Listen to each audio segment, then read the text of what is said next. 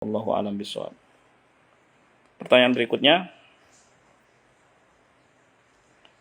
Assalamualaikum warahmatullahi wabarakatuh. Waalaikumsalam warahmatullahi wabarakatuh. Ustadz, anak saya pernah tanya, apakah ibadah harus yang Allah cintai dan yang Allah ridhoi? Ada gak ibadah yang hanya Allah cintai tapi Allah gak ridho? Atau Allah ridhoi tapi Allah gak cinta? Mohon penjelasannya. Ya. Taib. Allah cintai dan Allah ridhoi itu satu paket. Gak ada yang dicintai, kemudian hal itu gak diridhoi. Gak ada. Satu paket. Cinta dan ridho Allah subhanahu wa ta'ala itu paket. Taib. Allah mencintai sesuatu berarti Allah ridha terhadap sesuatu tersebut. Gitu. Bukan dua hal yang terpisah.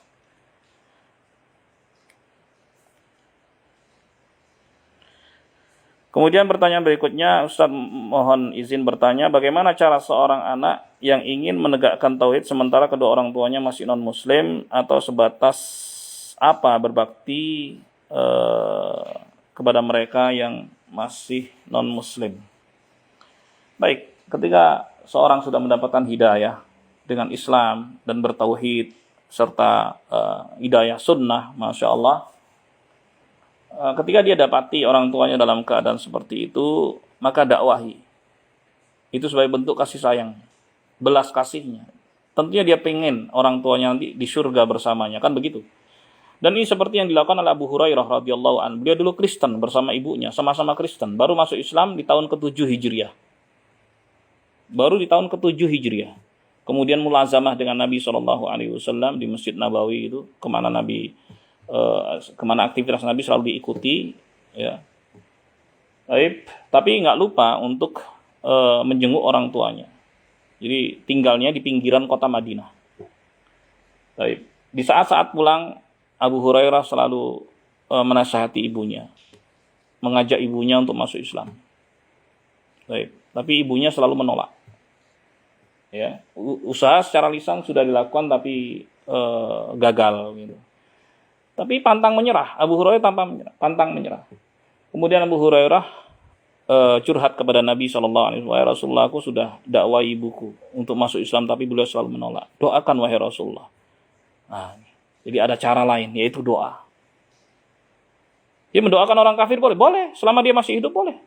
Doakan. Doakan dengan kebaikan. Doakan dengan kebaikan. Dan kebaikan yang paling tinggi adalah mendapatkan hidayah ke dalam Islam. Lalu Rasulullah SAW mendoakannya.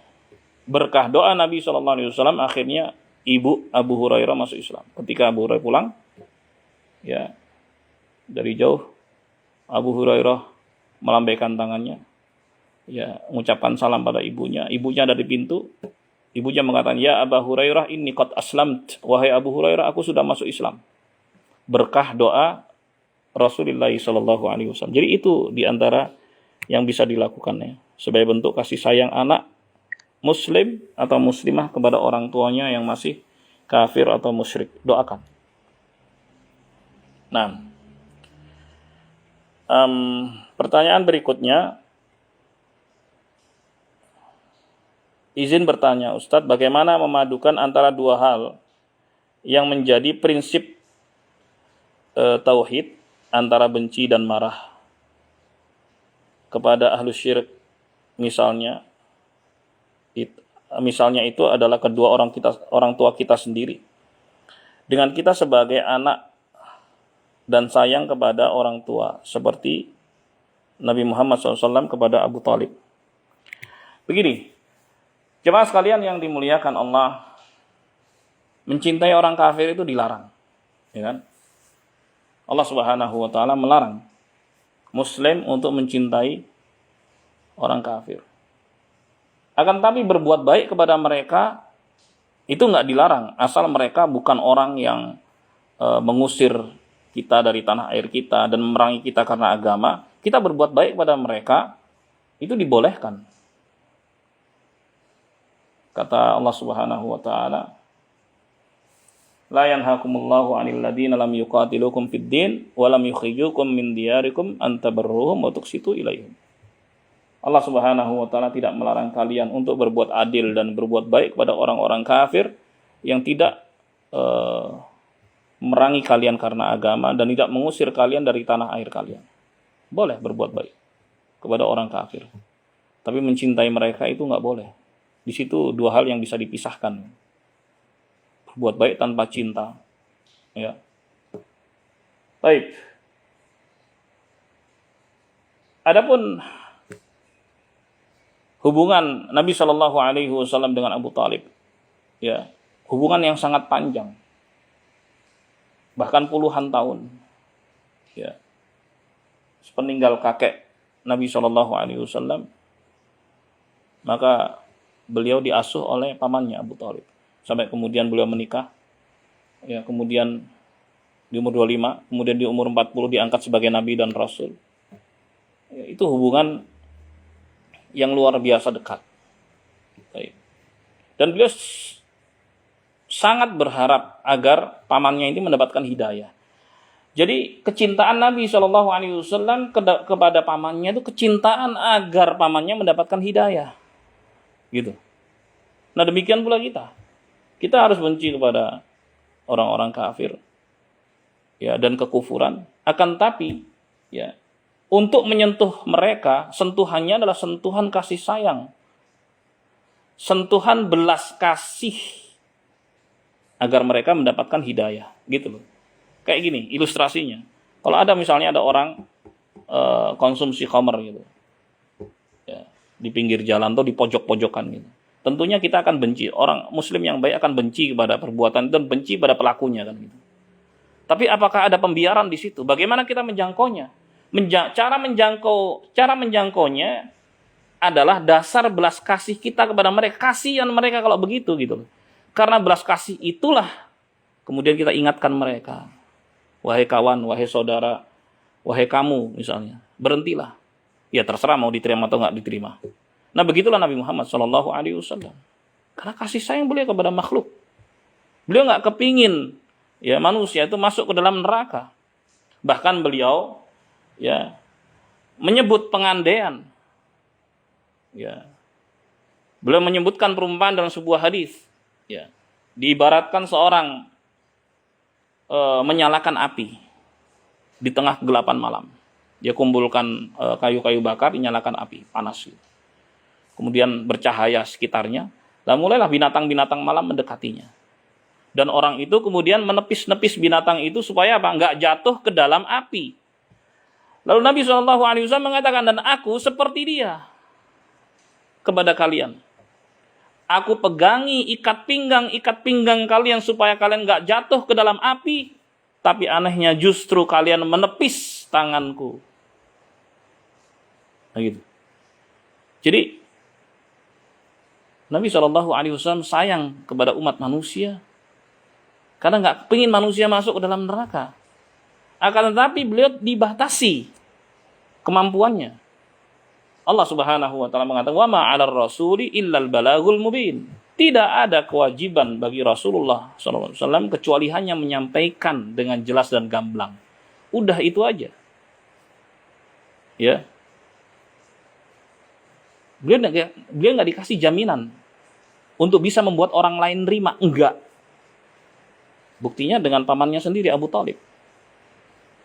Ya, beliau berusaha betul sampai ketika sakaratul maut, Rasulullah datang. Ini kesempatan terakhir. Beliau mengatakan, "Ya am, qul la ilaha illallah kalimatan uhaju biha laka indallah." Wahai paman, ucapkan la ilaha illallah, sebuah kalimat yang aku akan bela engkau di sisi Allah. Di situ ada Abu Jahal dan Abdullah bin Abi Umayyah. Abu Jahal bilang, "Atarghabu an dini Abdul Muttalib?" Kamu benci ya sama agama bapakmu? Bapaknya Abu Talib kan kakek Nabi SAW. Gitu.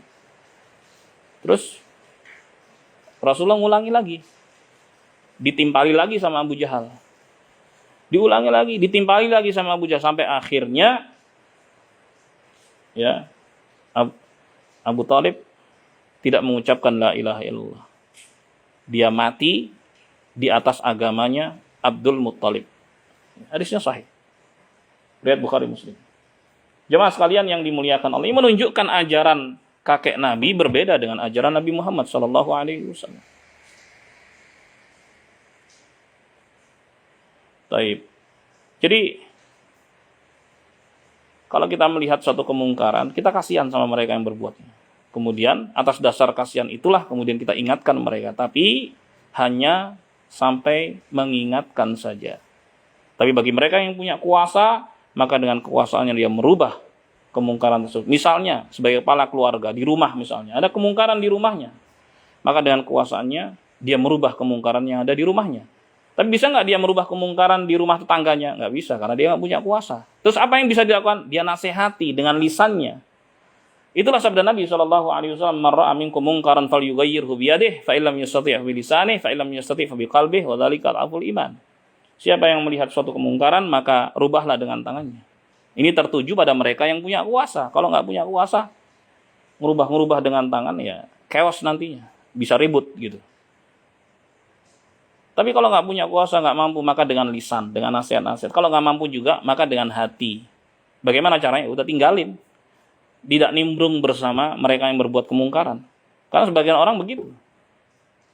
Yang penting kan saya ingkari dalam hati. Nggak baik keberadaan Anda di tempat yang mungkar itu justru sebagai pendukung mereka, pembenar mereka. Ya kalau nggak sepakat ya pergi. Nggak duduk di situ. Jadi begitu ya penjelasannya dari pertanyaan tadi. Allahu a'lam bishawab. Kemudian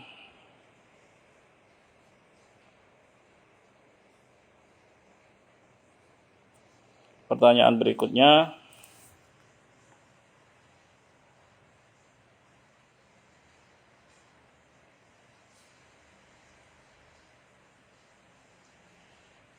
yang mana nih? Izin bertanya Ustadz, bagaimana solusi mengatasi keinginan orang tua beda kota yang minta dikunjungi kita atau anaknya di saat PPKM? Baik. Menunda sampai PPKM sudah tidak diperlakukan atau mengikutinya. Jazakumullah khairan. Ya, kalau memang kondisinya betul-betul mendesak, ya kan ada aturan-aturan yang bisa dilakukan di situ. Dan juga apa yang bertugas juga tahu ini bagian mendesak atau tidak. Kalau memang itu mendesak, ya silakan saja. Ya, tapi tetap menggunakan aturan protokol kesehatan yang berlaku dan berhati-hati. Baik. Ya, itu tergantung dari kondisinya ya. Tergantung dari kondisinya. Kalau memang nggak bisa didiskusikan, pokoknya kesinilah gitu. Misalnya, ya udah. Karena orang tua itu ya nomor satu. Setelah Allah Subhanahu wa taala. Setelah perintah untuk mentauhidkan Allah Subhanahu wa taala dan tidak menyekutukannya, perintah berikutnya adalah berbakti kepada orang tua. Jadi diskusikanlah dengan baik, ceritalah dengan baik mana kondisinya. Ketika memang harus berangkat ya berangkat, ikuti aturan, persiapkan surat-suratnya segala macam. Nanti kalau di jalan ditanya, ya udah jelaskan begini-begini, ini suratnya begini-begini dan seterusnya. Wallahu a'lam bishawab. Jemaah sekalian yang dimuliakan Allah, ini masih ada pertanyaan-pertanyaan, tapi insya Allah kita akan sambung pada kesempatan berikutnya ya. Mohon maaf, waktunya telah habis dari yang dijadwalkan. Terima kasih atas segala perhatiannya. Mohon maaf atas kekurangannya. Semoga Allah selalu memberikan taufik hidayah pada kita semua dan menyelamatkan kita di dunia maupun di akhirat kelak. Amin ya rabbal alamin. Subhanakallahumma bihamdik asyhadu an la ilaha illa anta astaghfiruka wa atubu ilaik. Assalamualaikum warahmatullahi wabarakatuh.